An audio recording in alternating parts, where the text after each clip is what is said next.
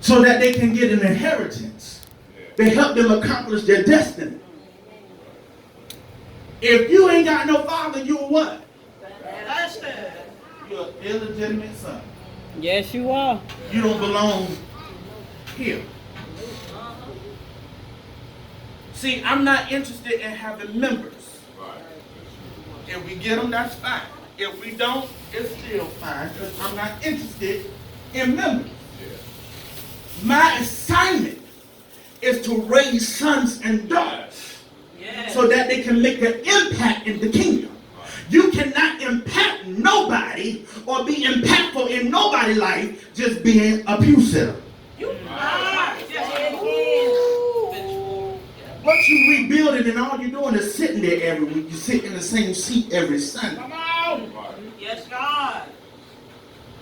A son. Somebody say a son. A son. A son is one that I can make you mad as hell's fire.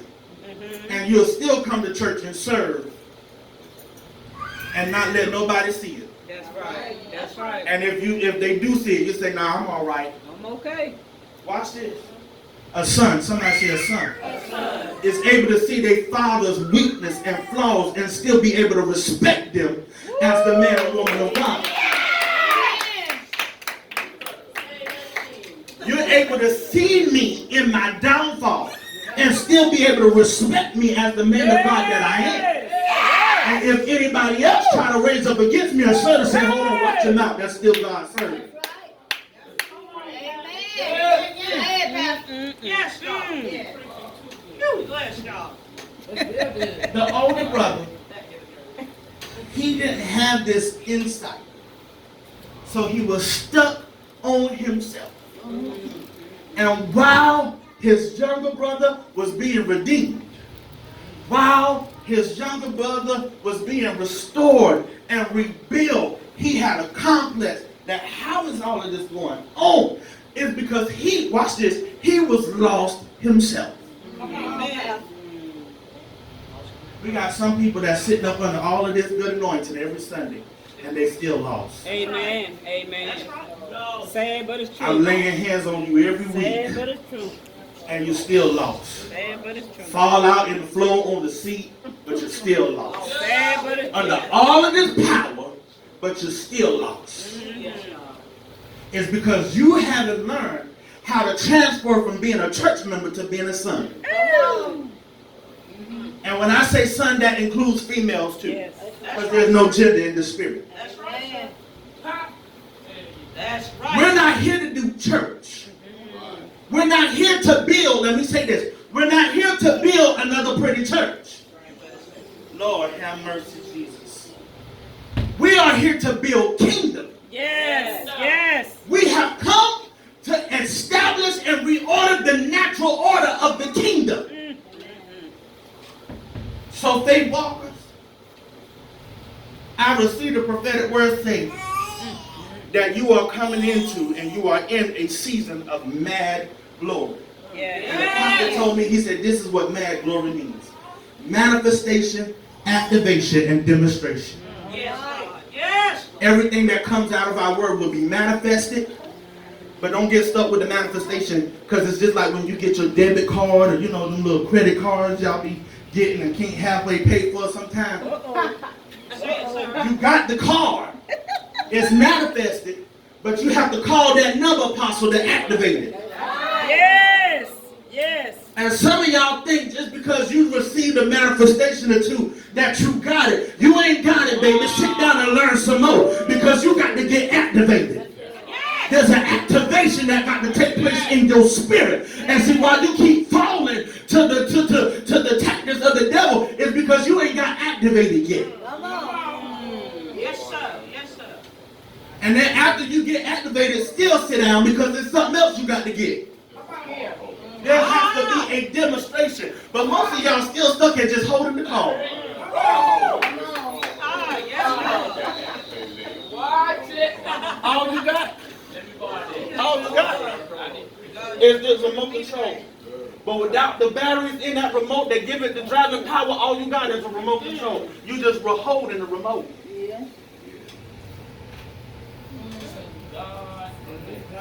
Somebody say, Lord, deliver me.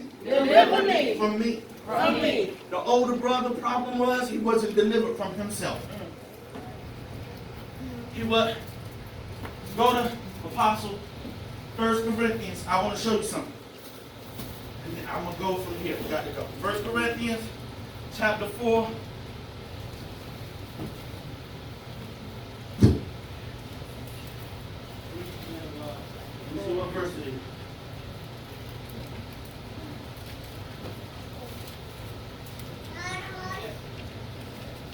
1 Corinthians chapter 4.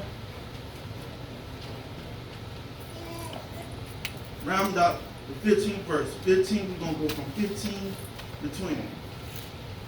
For though ye have 10,000 instructors in You Christ, have so many people to instruct and mentor you. yet have ye not been fathered. You don't have nobody to father you. For in Christ Jesus I have begotten you through the gospel. Paul has fathered these people through the gospel of Jesus Christ. Come on. Wherefore I beseech you, be ye followers of me. Follow me. When you're a son, it won't be so hard for you to follow in my way. It won't be so hard for you to follow in the teachings that I have for you when you're a son. What did he say? For this cause have I sent you to Timotheus, He sent Timothy to them. Come on. who is my beloved son, Who is his beloved son in the gospel? and Come on. faithful in the Lord, Uh-huh. who shall bring you into the remembrance of my ways which be in Christ, Uh-huh. as I teach everywhere in every church. Uh-huh. Now some are puffed up, as though I would not come to you. See, look at that. But I will come to you shortly, if the Lord's will, If the Lord's will. and will know not the speech of them which are puffed up, but the power. Uh-huh. Y'all get delivered from yourself. For the kingdom of God is not in word, For the kingdom of God is not in word. It's not in your intellect. I don't care how much Bible you study. That ain't where the kingdom of God is. but in power. But the kingdom is in power. When you are a son, you have power. The reason why ain't nothing shaking and moving in your life is because you haven't transferred from being a mentee to a son. That's good. What will ye? Shall I come unto you with a rod, or in love, and in the spirit of meekness? I'm coming to you. Humble. I ain't arrogant. I'm not rolling my neck, popping my fingers away. I ain't doing all that. I'm whipping you and getting you in shape because I love you. That's right. And because I want to see the power of God demonstrated in your life. You can't build the kingdom. Listen, you can't build the kingdom if you're not built yourself. Yes, God. You want to know what? A lot of folks are not attracted to our church because they see us having church, but they don't see nothing coming from church. Yes, God. We got a good shout, and we got a good hop. We can tune up real good, but they ain't getting nothing from it. Come on, Pastor. You're not being effective outside of the four walls. That's right, son. When he gave them power in Acts chapter 1, he said, I'll give you power that you will be witnesses to me. All over the world, you will be a witness. And you won't have to say it out your mouth. People going to watch your life. That's right. And your life will be a witness of the power of God. So true. So true. Jesus. So true. So now I speak prophetically to every business owner. Go back out there and work the vision again. I speak prophetically to every book writer. Pick the pen up and start writing. I speak prophetically to every songstress. Get back to singing. Get back to the piano. Get Lord, have mercy. Amen. Yes. Build it again. Get delivered from yourself. Get delivered from your woe is me mentality. Get delivered from your sorry feelings. Get delivered from looking at how pathetic your life is. Because really your life ain't pathetic at all. With God, all things are possible. Y'all not helping me. Yes. Stop feeling sorry for yourself. High five your neighbor and say, neighbor, It's time to get delivered. Get delivered right now. As my mama used to tell me coming up, not now, but right now. Right now is the moment. Today is your chance to get delivered from you. Today is your chance to lose your mind and get the mind of Christ. High five your neighbor and say, neighbor, excuse me, but I'm about to lose my mind. Yeah, it was good that I was afflicted. I needed to be afflicted. I needed some pain. I needed some rain. I needed to feel like I was going crazy because I got to get the mind of Christ. I got to think the way that he thinks. I got to see my life from heaven's perspective. I can't keep seeing things the way that I'm looking at it.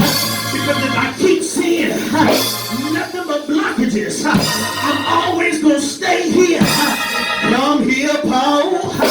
He said, I'm forgetting those things which are now behind me. And I'm pressing forward. And I'm moving forward to what's in front of me. He said, I press towards the mark for the prize of the high calling which is in Christ Jesus. Excuse me, but I just feel a press in my spirit. Excuse me, but I got to go a little further. Excuse me, I know you may not be happy, but I'm happy on my way. I just found out that God is a deliverer. I just remembered how he delivered me from a life of sin. And as the songwriter said, if he did it before, he'll do it again. The same God right now. He's the same God that was in Genesis. He was the same God in Exodus. He was the same God in Leviticus. He was the same God in Ezra. He was the same God in Nehemiah. He was the same God in Matthew, Mark, Luke, and John. He's the same God. He said, behold, I come to you in the volume of a book. He never left me. He said, no, I'll be with you always, even to the end of the world. So just when you feel that you're right by yourself, remember that God is right there with you. You may be crying now, but God is right there with you. You may be hurt now, but God is right there with you. High five your neighbor and say, God is with me.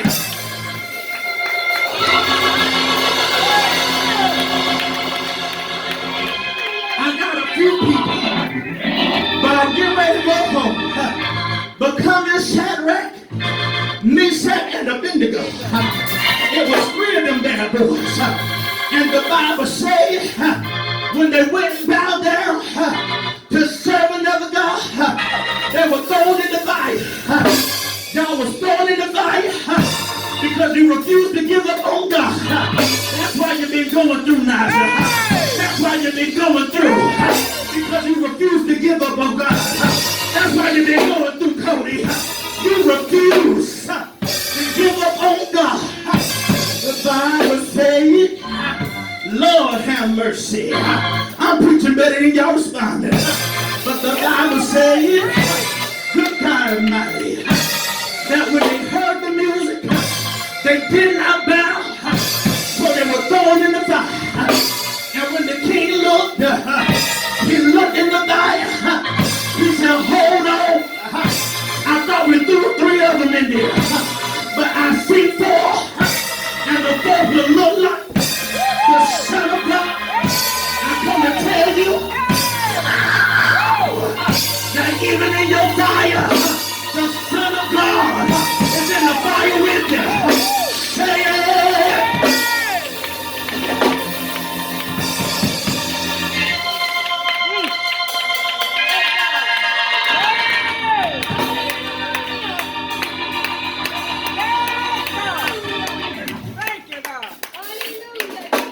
Deliver me from me. I got to get over this. I got to get over my feelings.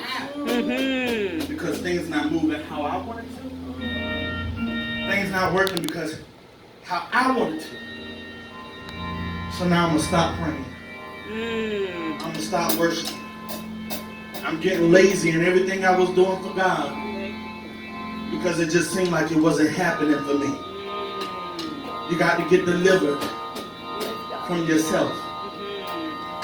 God has a perfect time for everything. And just when you thought, prophetess, that you were forgotten about, here comes Jesus. Yes, yes. He steps in with the word to say, hold on.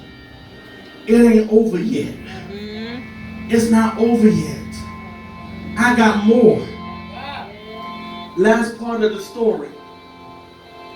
This is what I want to point out.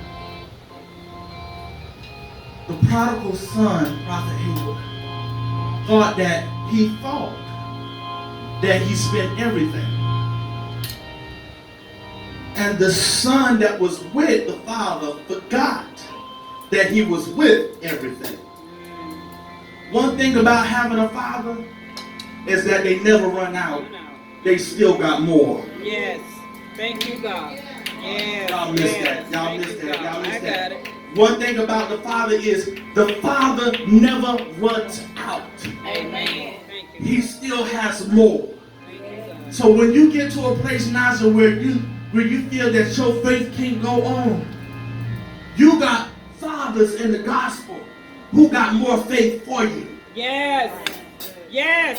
When you feel like Sister Frederica that you can't carry the burden no more, your fathers in the gospel got more strength for you. It's a good thing to be father. Because as I said earlier, with the ultimate father, in our weakness, his strength is made perfect. Some of you have to be honest. I'm not going to ask you to come to the altar. But I'm going to ask you to stand up right where you are. Listen, you got to be honest with yourself and say, you know what, God? Today, I need deliverance from myself. I need to get delivered from me. Who's that? I need to get delivered from me.